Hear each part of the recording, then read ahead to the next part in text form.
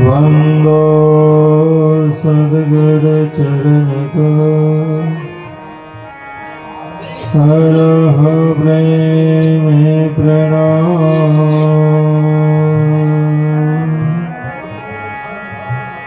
ऐसे हरण मंगल करने धरि श्रीदेव चंद्र जना।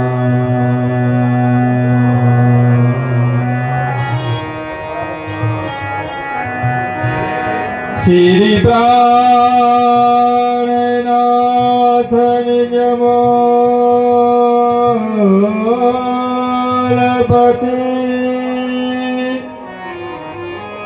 श्री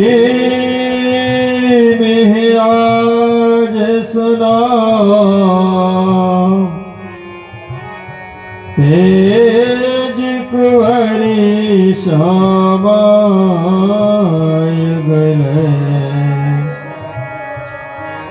हर पल कर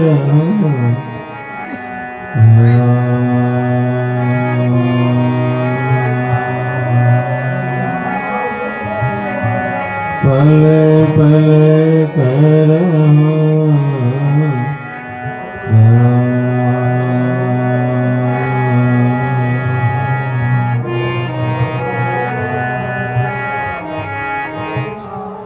बोलो श्री प्राणनाथ प्यारे की हो। श्री कृष्ण कन्हैया लाल की जय हो। सद्गुरु महाराज की जय हो। श्री कृष्ण प्रणामे धर्म की जय हो। तीर्थराज प्रयाग की जय हो। शुद्ध सनातन हिंदू धर्म की जय हो। श्री श्यामा जी श्री राधा कृष्ण की असीम कृपा, तीर्थराज प्रयाग की दिव्य धरती, जहां पर पूर्ण महाकुंभ का यह भव्य शोभा, जो कहा जाता है कि यह 144 वर्ष के बाद लग रहा है। ऐसे तो हर 12 वर्ष पर कुंभ है, पर इस समय जो कुंभ है वह 144 वर्ष के बाद में आता है। ऐसे तीर्थराज प्रयाग की दिव्य धरती पर श्री कृष्ण प्रणामी विश्व परिषद के तत्वावधान में 13 जनवरी से लेकर के और 26 फरवरी तक होने वाले इस महाकुंभ का यह भव्य आयोजन, जिस आयोजन में आज हमारे साथ मंच पर विराजमान है श्री कृष्ण प्रणामी धर्म के दिव्य धरती भद्रावती पुरी धाम, वहां के पीठाधीश्वर परम सम्मान्य महाराज श्री 108 श्री टहलकिशोर जी महाराज, आसाम रांगसाली से पधारे हुए परम सम्मान्य महामंडलेश्वर महाराज श्री 108 श्री नारायण स्वामी जी महाराज, सूरत श्री कृष्ण प्रणामी मूल मिलावा मंदिर से पधारे हुए परम सम्मान्य महाराज श्री 108 श्री लक्ष्मण ज्योति जी महाराज, भागवत व्यासपीठ पर विराजमान श्री वृंदावन धाम से पधारी हुई परम सम्माननीय विदुषी आराधना किशोरी जी, इस व्यवस्था को जो हर तरह से देख रहे हैं, ऐसे परम विदुषी बहन गीतांजलि जी, और साथ में हमारे स्वामी जी का तो बहुत बड़ा देन है, वर्षों से संगीतज्ञ वृंद उपस्थित हमारे श्री राज शर्मा जी के अत्यंत लाडले धर्मपालन सुंदर साथ जी, हिंदू परंपरा में ये प्रसिद्ध सी एक बात है कि आध्यात्मिक जगत के जितने भी धर्म शास्त्र, हर धर्म शास्त्र का एकमात्र उद्देश्य है कि साधक को, मानव को पवित्र बनाना, दिव्य बना देना, शुद्ध कर देना। क्यों? क्योंकि जब परमात्मा ने सृष्टि का निर्माण किया और निर्माण करने के बाद में एक नहीं, दो नहीं, हर प्रकार के लगभग 84 लाख प्रकार की योनियां शरीर जब बनाए तो उसमें एक विशिष्ट प्राणी, हम और आपके जैसे मनुष्य प्राणी को उन्होंने जन्म दिया। और इस मनुष्य प्राणी को जन्म देने के बाद में इनको हर तरह के कर्म करने के लिए स्वतंत्रता भी दे दी, पर उनके लिए रास्ता बताया गया। ये पॉजिटिव या नेगेटिव, ये अच्छा रास्ता, ये बुरा रास्ता। इस रास्ते पे यदि आप चलेंगे तो आपको धर्म मिलेगा, सुख मिलेगा, शांति मिलेगी, आनंद मिलेगा और मोक्ष मिलेगा। यदि इस रास्ते पे आप चलेंगे तो दुख मिलेगा, पाप होगा, नरक मिलेगा। और ऐसे प्रपंच में पढ़ करके मानव प्राणी कभी अच्छे रास्ते पे जाते हैं, कभी बुरे रास्ते पे जाते हैं, भटकते रहते हैं, कभी कभी किम कर्तव्य विमूढ़ हो जाते हैं। फिर ऐसे मानव प्राणी को मिल जाता है कभी कभी हम और आपके जैसे संत, और संत का एकमात्र उद्देश्य रहता है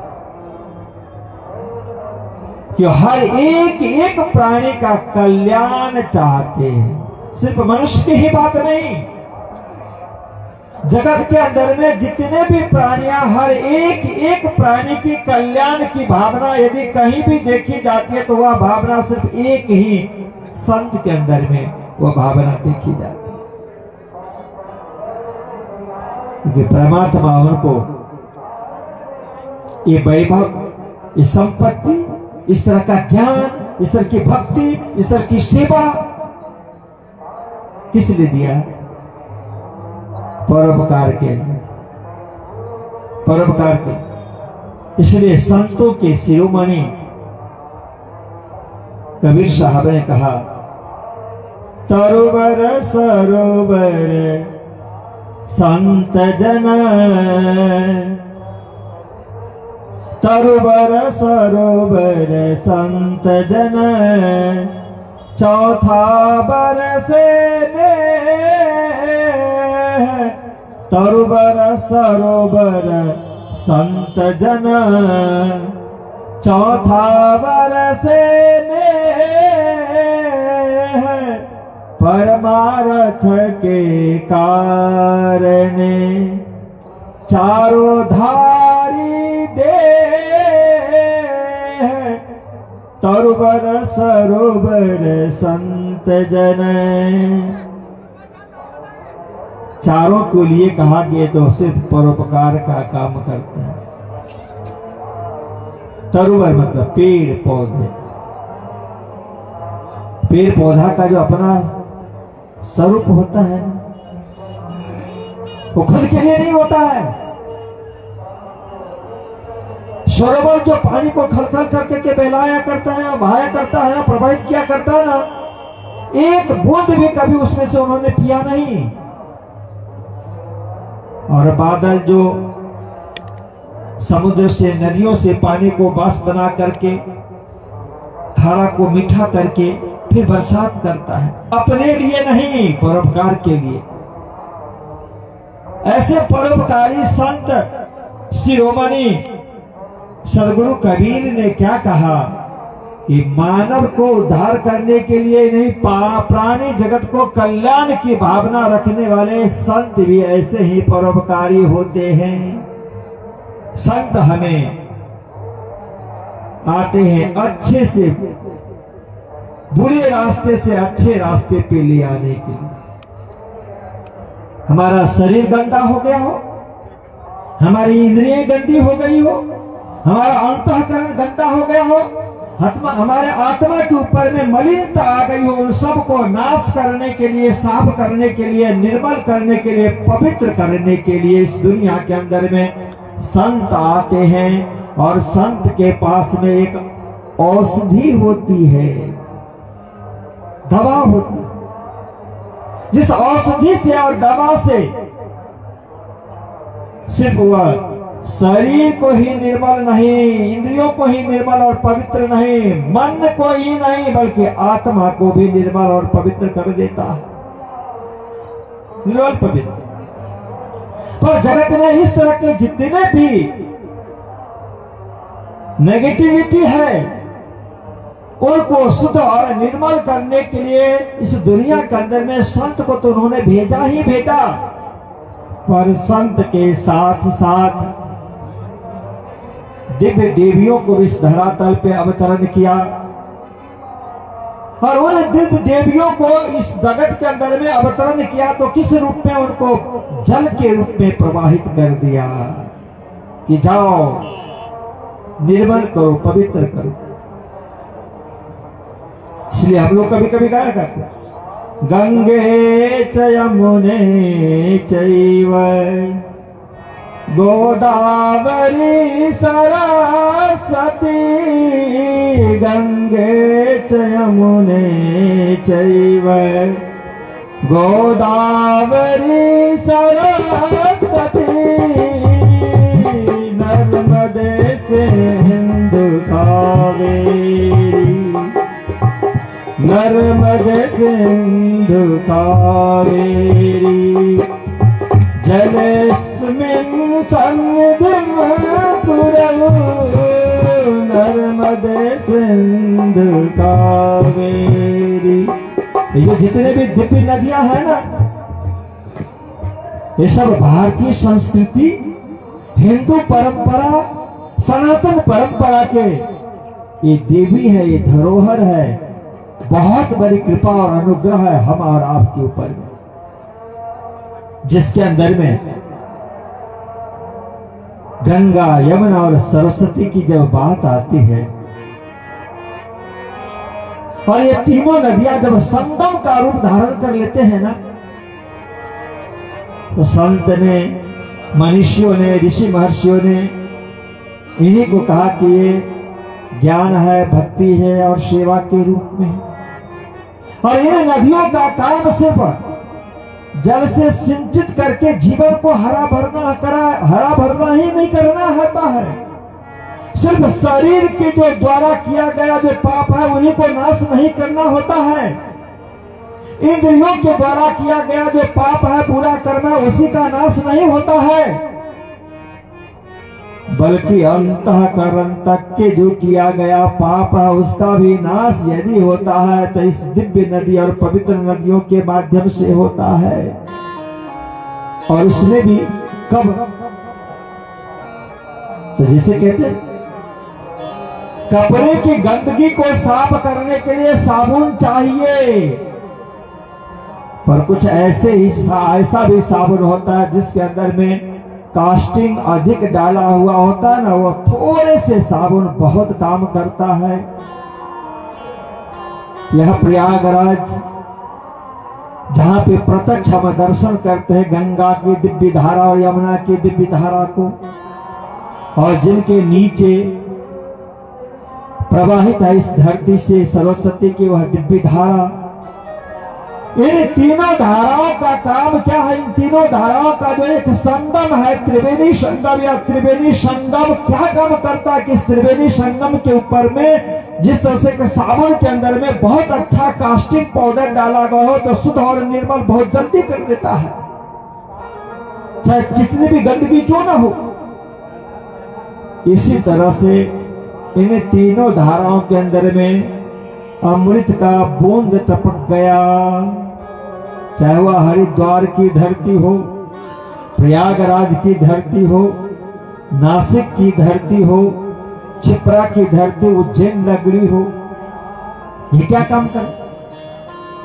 इस जल धारा के अंदर में अमृत का बूंद टपक गया। इस अमृत के बूंद टपके हुए का एक परमात्मा ने समय बनाया कि इस समय पर यह जब ग्रह नक्षत्र इकट्ठे होते हैं, जिस समय में कुंभ का मेला लगता है, उस समय यदि आप आकर के उसमें नहाएं, स्नान करें तो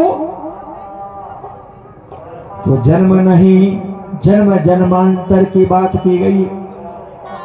क्योंकि हमारे पास जो पाप होता है इसलिए किसी ने बनाया ना श्लोक, व्रजे प्रसिद्धम नवनीत चौरम गोपांगनानां चदुकूल चौरम अनेक जन्मार्जित पाप चारं चौराग्रगण्यं सततम नमामि। इस श्लोक के अंदर में भाव दिखाया गया कि हमारा आपके पास में एक ही जन्म का पाप नहीं है, क्योंकि पाप करने वाली इंद्रियां 5 कर्म इंद्रिय है, 5 ज्ञान इंद्रिय है। और इन इंद्रियों को जब ये शरीरांत हो जाता है, शरीर मृत्यु को प्राप्त करता है, उस समय में इन इंद्रियों को भी हम अग्नि में जला देते हैं, पानी में बहा देते हैं, मिट्टी में दफना देते हैं। तो शरीर में जो इंद्रियां हैं, इन्हीं इंद्रियों के द्वारा जो पाप हुआ है, वह पाप करने वाले तो सारी इंद्रियां जल गई, डूब गई, मिट्टी ने खाकर के बचा दिया। पर वह इंद्रियों के द्वारा किया गया पाप कहाँ गया? तो धर्मशास्त्र ने कहा कि वह पाप और कहीं नहीं, वह पाप अंतःकरण में मन और बुद्धि के पास में जाकर के बैठ जाता है। देखिए, मन और बुद्धि के पास फिर से जब हमें शरीर मिलता है, जैसे गीता में कहा ना भगवान श्री कृष्ण ने, वासांस जीर्णानि यथा विहाय नवानि गृह्णाति नरोपराणि तथा शरीराणि विहाय जीर्णान्यानि संयाति नवानि देहि वासांस जीर्णानि यथा विहाय। गीता में कहा कि जिस तरह से वस्त्र जो है ना, कपड़ा पुराना हो जाता है, फट जाता है, गंदा हो जाता है, तब उसे उतार करके रख देते हैं, फिर अच्छा कपड़ा, नया कपड़ा, सिला हुआ बढ़िया सा कपड़ा पहन लेते हैं। इसी तरह से परमात्मा ने नियम बनाया है कि यह जो शरीर है, यह भी आत्मा को परमात्मा ने पहनने के लिए दिया है। यही आत्मा को मिला शरीर, ये वस्त्र है। इसलिए इसी को कबीर साहब ने वस्त्र को, जिसे भगवत गीता के अंदर में वस्त्र कहा, इसी को संत कबीर साहब ने कहा कि ये तो घड़ा है, घड़ा भी कहा। पर यह जब घड़ा है, यह शरीर है, घड़ा फूट जाता है, शरीर कपड़ा पुराना हो जाता है, तो परमात्मा ने नियम बनाया कि लाओ भाई, तुम्हारा पुराना हो गया ना, फट हो गया ना, मुझे दे दो। कंपनी वाले भी ये कहते हैं कभी कभी, पुरानी गाड़ी है तो ले आओ, नई गाड़ी ले जाओ। परमात्मा ने नियम बनाया है कि वो शरीर पुराना हो चुका तो मुझे रिटर्न कर दो।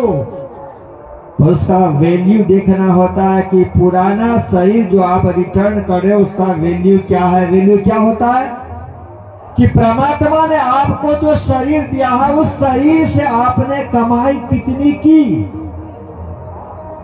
बुढ़ा हो गया, जर्जरित हो गया, रोगी हो गया, मरणासन है वह नहीं, पर बचपन से लेकर के मृत्यु समय तक ने जो शरीर पाप किया है, पुण्य किया है, अच्छा काम किया, उसमें जो रिटर्न मिलेगा ना उसकी वैल्यू अधिक होता है और इसी के आधार पर फिर से शरीर मिलता है। इसलिए भगवान ने कहा कि आप मुझे पुराना वस्त्र दे दे तो फिर मैं आपको कर्मानुसार नया वस्त्र देता हूं। यदि अच्छा पुण्य किया है तो बढ़िया से बढ़िया, उससे भी बढ़िया शरीर मिलेगा, और पुण्य नहीं हुआ है, परोपकार का काम नहीं हुआ, धर्म का काम नहीं हुआ है तो घटिया शरीर मिलता है। जिस शरीर के अंदर बुद्धि कम होती है, विद्या कम होती है, संपत्ति कम होती है, दुख अधिक होता है, ये घटिया शरीर। और अच्छे घर में जन्म ले लेना, बुद्धि विद्या अच्छा होना, संपत्ति अच्छा होना, सद्विचार अच्छा होना, ये समझ लो कि पूर्व की अच्छी कमाई है। पूर्व की अच्छी कमाई हो तो फिर इसके बाद में बहुत अच्छा सा शरीर मिलता है, अच्छा सा परिवार भी मिलता है। भगवान श्री कृष्ण ने कहा कि आप से वह शरीर लेकर के और फिर आपको पुराना शरीर लेकर के नया शरीर परमात्मा देता है। शरीर तो मिला पर जन्म जन्मांतर का किया हुआ अच्छा और बुरा कर्म कहाँ गया?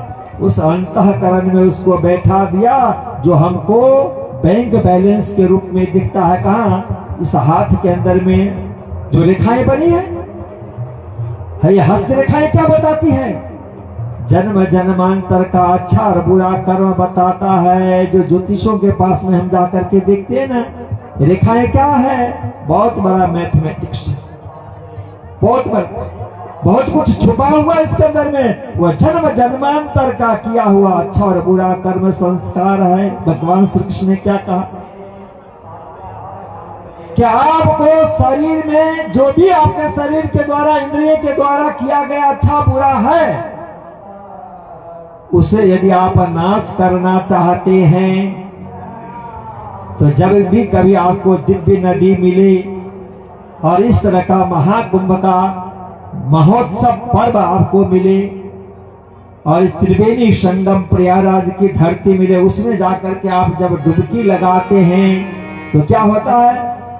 शरीर का पाप धुल जाता है, इंद्रियों के द्वारा किया गया पाप भी धुल जाता है। और इसके बाद ऐसे महाकुंभ के अंदर में जो पधारे हुए संत महात्मा गुरुजन होते हैं, जिनके पास में ज्ञान भक्ति और सेवा के प्रतीक ही गंगा यमुना सरस्वती का त्रिवेणी संगम कहाँ है? आध्यात्मिक धर्म शास्त्र के अंदर में छुपा हुआ है। गीता हो तो, वेद हो तो, पुराण हो तो, भागवत हो तो, संतों की वाणी हो तो, महामती प्राणनाथ जी महाराज की दिव्य वाणी हो तो, इन सभी धर्म ग्रंथों के अंदर में उस अंतःकरण के अंदर में छुपा हुआ जो पाप है, उस पाप को धोने की बहुत बड़ी क्षमता शक्ति होती है। इसीलिए हर धर्म, हर संप्रदाय के संत महात्मा गुरुजन ऐसा जब कुंभ महाकुंभ का आयोजन होता है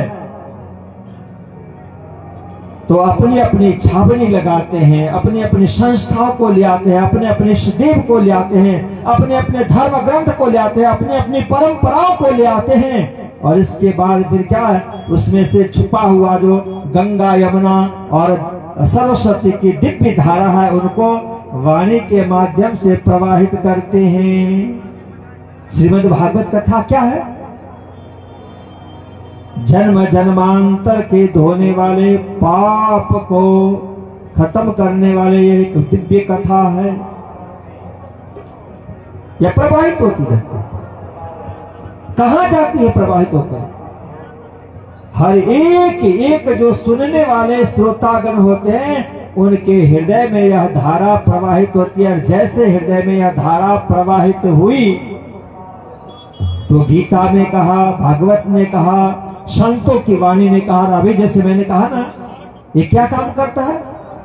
इस धर्म ग्रंथ के अंदर में कास्टिंग पाउडर की तरह एक दिव्य पदार्थ है जिसका नाम है अमृत।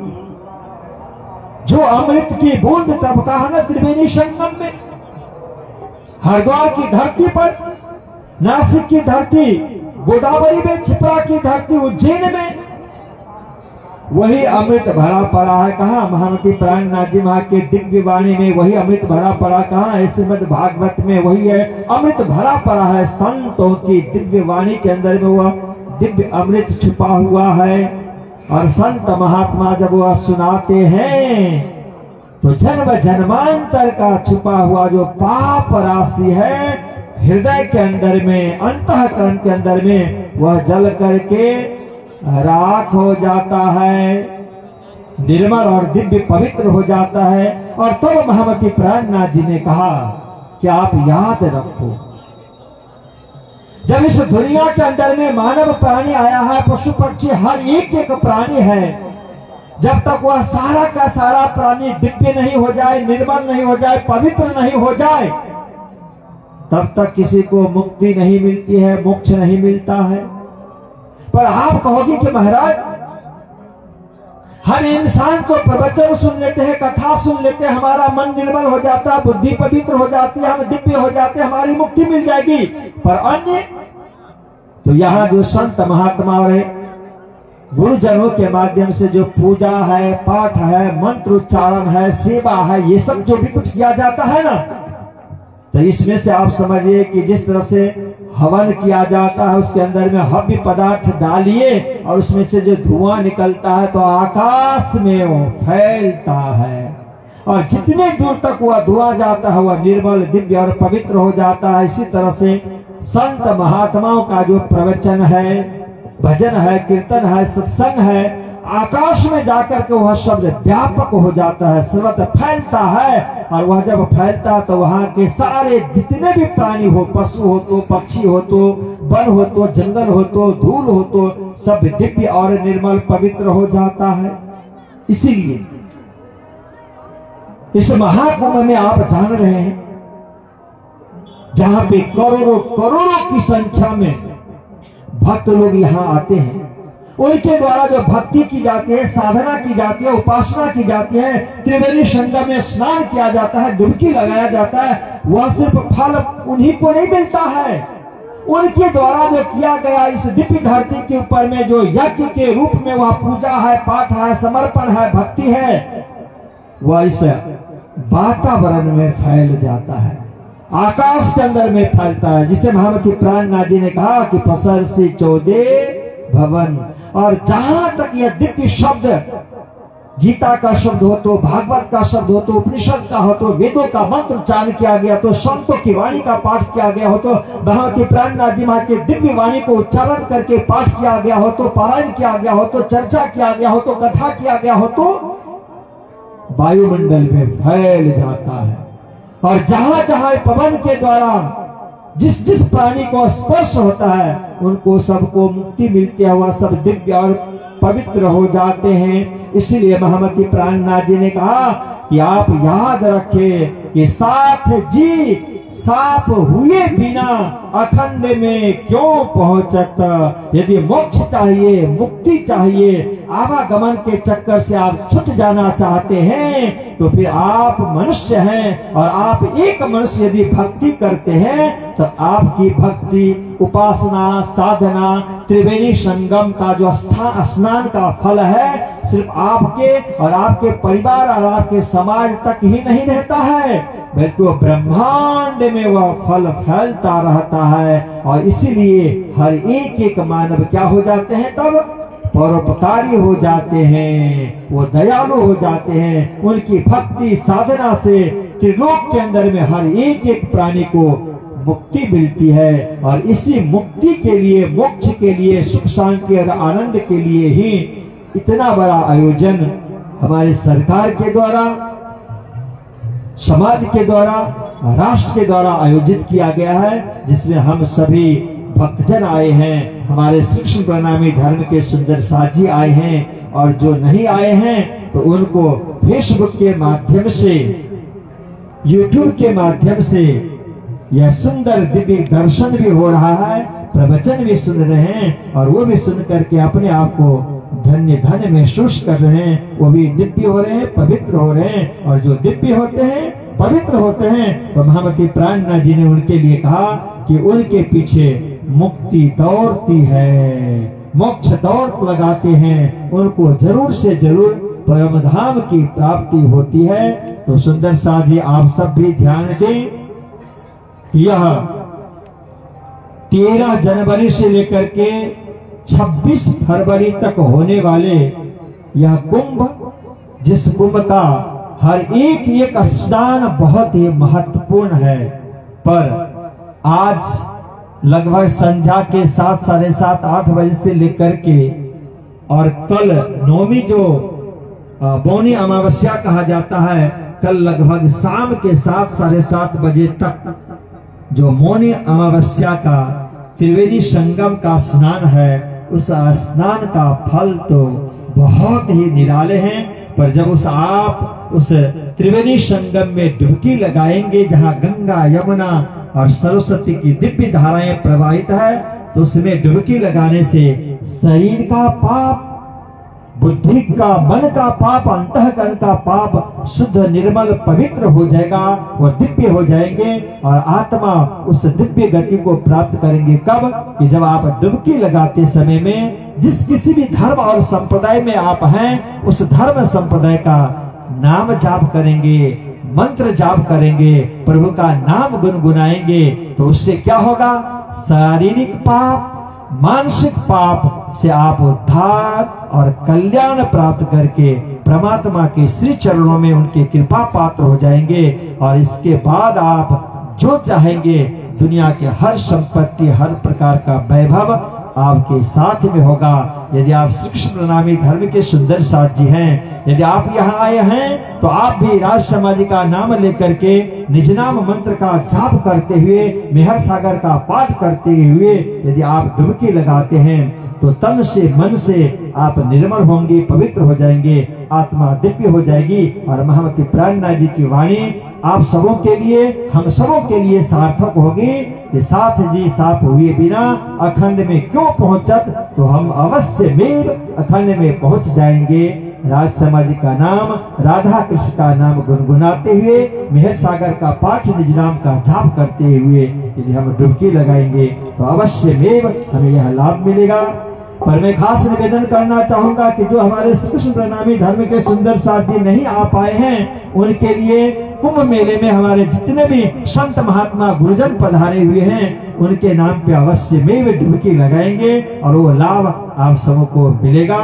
यह मिलता रहे, इसी मंगल कामना के साथ महामंगलपुरी धाम का आशीर्वाद, सूर्य नारायण का प्रणाम, प्रणाम के साथ में विराम। बोले श्री प्राणनाथ प्यारे की, तीर्थराज प्रयाग की, श्री कृष्ण प्रणामी धर्म की, शुद्ध सनातन हिंदू धर्म की।